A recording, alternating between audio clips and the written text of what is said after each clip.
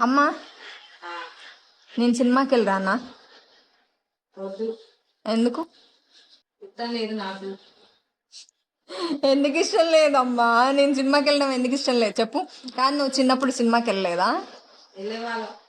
ఎట్లా ఎట్లా వెళ్ళే వాళ్ళం? ఇప్పుడు నువ్వే ఒప్పుకోవట్లేదు కదా నేను సినిమాకి వెళ్ళడం.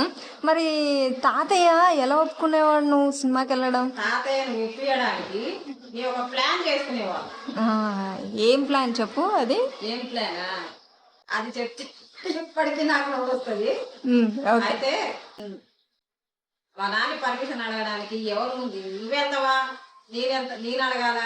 ఒక దేవుడి దగ్గరికి, దేవుడి గుడో దగ్గరికి వెళ్ళి ఒకరు ముక్తా ఉండేవాళ్ళు. ఓకే. నేనే ముక్తా ఉండేదాన్ని. ఉమ్, మా అక్కేమో మా నాన్న పర్మిషన్ అడుగుతా ఉండేది. నాన్న సినిమాకి వెళ్తామని మా అక్క అడుగుతా ఉండేది. ఉమ్, నేనేమో దేవుని ముక్తా ఉండేదాన్ని. ఉమ్. మా నాన్న పర్మిషన్ ఇవ్వాలి దేవుడా, దేవుడా దేవుడా పర్మిషన్ ఇవ్వాలి దేవుడా అని ఇదే రెండే మాటలు ఆ, చెప్తా ఉండేదాన్ని. ఆ. దేవుడు అక్కడ ఎప్పటి వరకు చెప్పేదాన్ని అంటే ఆయన ఓకే అనేదాకా. అక్కడ పర్మిషన్ వచ్చేదాకా నేను ఆ, మొక్కుతా ఉండేదాన్ని, దేవుడా దేవుడా దేవుడా అని. అది అలా అడిగేదాన్ని. అయితే మరి పంపించేవాడు తాతయ్య?